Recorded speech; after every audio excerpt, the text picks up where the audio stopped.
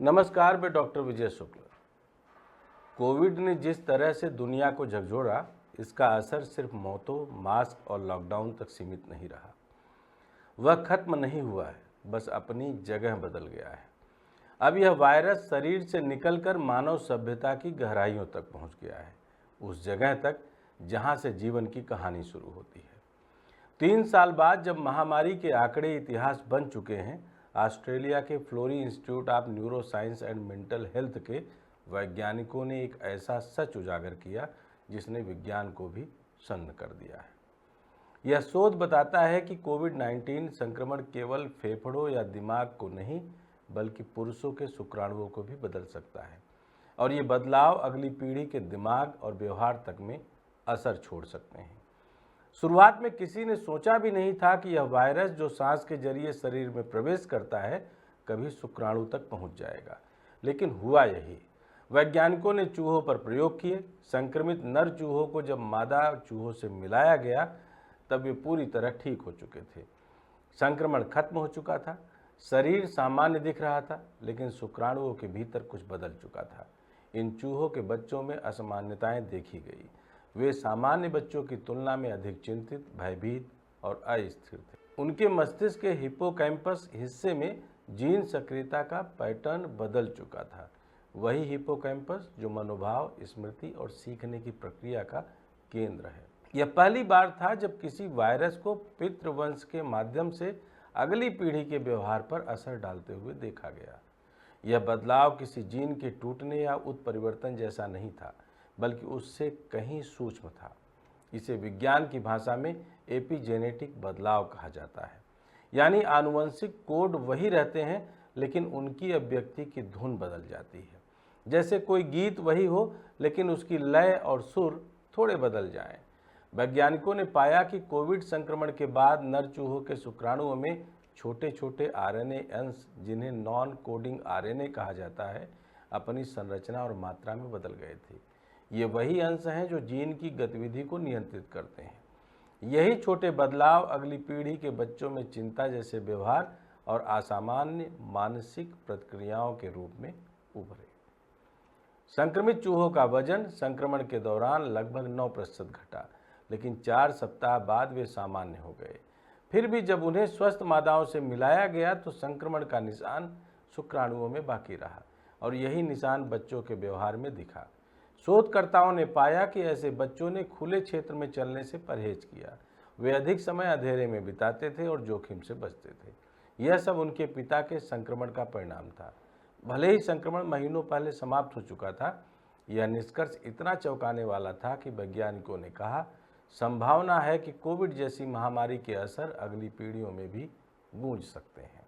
अब यह सवाल उठता है कि क्या इंसानों में भी ऐसा हो सकता है, क्योंकि यदि यह सच हुआ तो इसका मतलब होगा कि महामारी केवल 3 वर्षों की नहीं थी, बल्कि उसने मानव नस्ल की जैविक स्मृति में एक अस्थायी निशान छोड़ दिया है। भारत, अमेरिका, यूरोप, लगभग पूरी दुनिया की आबादी किसी न किसी रूप में इस वायरस से संक्रमित हुई थी। ऐसे में अगर यह वायरस पुरुषों के शुक्राणुओं के भीतर सूक्ष्म स्तर पर परिवर्तन लाता है, तो यह भविष्य की पीढ़ियों के मानसिक संतुलन, व्यवहार और मस्तिष्कीय विकास पर असर डाल सकता है। यह एक ऐसा वैज्ञानिक डर है जो सामाजिक चेतावनी में बदल सकता है। शोध से जुड़े आंकड़े बताते हैं कि संक्रमित नर चूहों के शुक्राणुओं में आरएनए स्तर पर लॉग टू फोल्ड चेंज जैसे बड़े परिवर्तन दर्ज किए गए। मादा संतानों के मस्तिष्क के हिप्पोकैम्पस में जीन अभिव्यक्ति की दिशा बदल गई, जिससे वे अधिक चिंता प्रवृत्ति दिखी। पिता पूरी तरह ठीक थे, मगर उनका जैविक डेटा ठीक नहीं था। यही वायरस की सबसे खतरनाक क्षमता है। वह शरीर को ठीक होने के बाद भी कोशिकाओं की स्मृति में अपनी उपस्थिति दर्ज करा देता है। यही जैविक स्मृति आगे की पीढ़ियों में दिखाई देती है। मानव में अभी इसका प्रत्यक्ष प्रमाण नहीं मिला है, लेकिन यह संकेत इतना गंभीर है कि विश्व भर में वैज्ञानिक अब इसे लेकर अध्ययन शुरू कर चुके हैं। कुछ स्वतंत्र अध्ययनों में यह भी पाया गया कि कोविड संक्रमण के बाद पुरुषों में शुक्राणु संख्या 12% तक और गतिशीलता 17% तक घट जाती है। शुक्राणु के डीएनए की गुणवत्ता प्रभावित होती है, और संक्रमण से उबरने के बावजूद उसका प्रभाव कई हफ्तों तक बना रहता है। यानी वायरस खत्म नहीं होता, वह जैविक रूप से शरीर के अंदर अवशिष्ट सिग्नल छोड़ देता है। अब यह बात साफ होती जा रही है कि पुरुष प्रजनन स्वास्थ्य का अध्ययन सिर्फ संख्या और क्षमता तक सीमित नहीं होना चाहिए। शुक्राणु में मौजूद आरएनए का स्वरूप, उसकी जैविक स्मृति और संक्रमणों का उस पर प्रभाव आने वाले वर्षों में पुरुष स्वास्थ्य के मूल्यांकन का एक नया पैमाना बनेगा। कोविड-19 ने इस दिशा में एक गंभीर संकेत दे दिया है कि पुरुषों का संक्रमण इतिहास आने वाली पीढ़ियों की मानसिक स्थिति तय कर सकता है। यह शोध एक तरह से यह कहता है कि पिता का शरीर केवल जीन नहीं देता, बल्कि अपने अनुभवों की छाप भी देता है।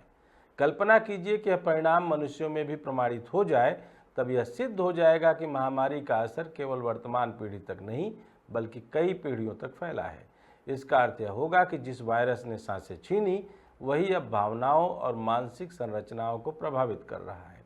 यही ट्रांसजनरेशनल इफेक्ट है, बीमारी के निशान जो शरीर से निकलकर वंश में उतर जाते हैं। यह विज्ञान की चेतावनी है कि हर महामारी सिर्फ एक बीमारी नहीं होती, वह मानव जाति की जैविक कहानी का एक नया अध्याय भी लिखती है। भारत जैसे देश में जहां कोविड से करोड़ों पुरुष प्रभावित हुए, यह शोध भविष्य की जनसंख्या के स्वास्थ्य के लिए गंभीर चिंता का विषय हो जाता है। यदि इस विषय पर सार्वजनिक नीति तैयार की जाए तो पुरुषों के लिए प्रजनन परामर्श में संक्रमण इतिहास को शामिल करना आवश्यक होगा। डॉक्टरों को यह पूछना पड़ेगा कि क्या आपने हाल में कोविड झेला था। शुक्राणु स्वास्थ्य की जांच प्रजनन योजनाओं का हिस्सा बनेगी। यह नई चिकित्सा नीति की दिशा हो सकती है। यह भी जरूरी है कि इस चेतावनी को डर में नहीं बदला जाए। वैज्ञानिकों ने साफ कहा है कि यह अभी माउस मॉडल पर आधारित अध्ययन है। इंसानों पर इसके परिणामों को साबित करने के लिए बड़े स्तर पर शोध की आवश्यकता है। लेकिन चेतावनी यही है कि संक्रमण के बाद पुरुषों को अपने शुक्राणु स्वास्थ्य पर ध्यान देना चाहिए। जीवन शैली सुधारना, तनाव घटाना, पौष्टिक आहार लेना और यदि संभव हो तो गर्भाधान में कुछ समय की देरी करना, ये छोटे कदम भविष्य में बड़ी सुरक्षा बन सकते हैं। विज्ञान ने हमें सिखाया है कि हर जीवित कोशिका अपनी याद रखती है। वायरस कभी कभी उस याद को बदल देता है। कोविड के मामले में यही हुआ। उसने न केवल फेफड़ों की बनावट बदली, बल्कि शुक्राणु के भीतर मौजूद आरएनए का स्वर भी। यह जैविक छेड़छाड़ पीढ़ियों के व्यवहार को बदल सकती है। सवाल यह नहीं है कि यह कब होगा, बल्कि यह है कि क्या हम तैयार हैं इसे समझने के लिए। यह शोध हमें बता रहा है कि बीमारी केवल शरीर में नहीं होती, वह वंश की स्मृति में भी अंकित हो जाती है। मानव सभ्यता के लिए यह अध्ययन एक बड़ा नैतिक सवाल भी खड़ा करता है।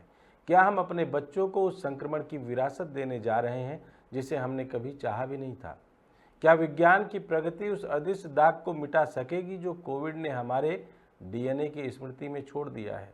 यह सवाल केवल वैज्ञानिक नहीं, दार्शनिक भी है। क्या अब डीएनए भी खुराफात करेगा? जब कोई पिता अपनी गोद में बच्चों को उठाता है तो उसे लगता है कि वह जीवन की निरंतरता का प्रतीक है, पर अब विज्ञान बता रहा है कि वह बच्चा उसके शरीर की स्मृति भी ढो रहा है। कोविड ने शायद यह तय कर दिया है कि मानव जाति अपनी संतानों में अपनी बीती बीमारियों का अंश छोड़ती जाएगी। यह सच्चाई डराती भी है और चेताती भी कि जीवन केवल शरीर नहीं, बल्कि जैविक अनुभवों का सतत विस्तार है। इसलिए जब हम कहते हैं खतरे में मर्दानगी, तो इसका अर्थ केवल जैविक नहीं, अस्तित्वगत है। यह वह क्षण है जब विज्ञान और समाज आमने सामने खड़े हैं। एक ओर प्रजनन की जिम्मेदारी, दूसरी ओर संक्रमण की विरासत। कोविड का नया शिकार अब शरीर नहीं, बल्कि मर्दानगी है। वह भाव, वह संरचना, वह जैविक विश्वास जो अब जांच के घेरे में है। कोविड-19 ने हमें सांसों की कीमत समझाई थी, अब वह हमें वंश की जिम्मेदारी सिखा रहा है। यह वायरस शायद इतिहास का पहला ऐसा संक्रमण होगा जिसने सिर्फ शरीर नहीं, बल्कि पीढ़ियों की मन स्थिति को भी बदल दिया। इसलिए सवाल वही है, क्या हमारी पीढ़ियां अब कोविड की गुलामी निभाएंगी, या हम अपने डीएनए को यह समझा पाएंगे कि जिंदगी आगे भी आज़ाद रह सकती है? यही उस शोध की सबसे गहरी गूंज है कि वायरस जा चुका है, लेकिन उसकी कहानी अभी बाकी है। सावधानी बरतिए और अगर हो सके तो इस रिपोर्ट से डरने की बजाय अपने शरीर को इस तरीके से ढालिए कि यह अदृश्य जंग जो इस वायरस ने पैदा की है, इससे हम अपनी पीढ़ी में निपटा सकें, जिससे आने वाली पीढ़ियों को इसके डर का, इसके होने का एहसास भी ना हो सके। जय हिंद, जय भारत।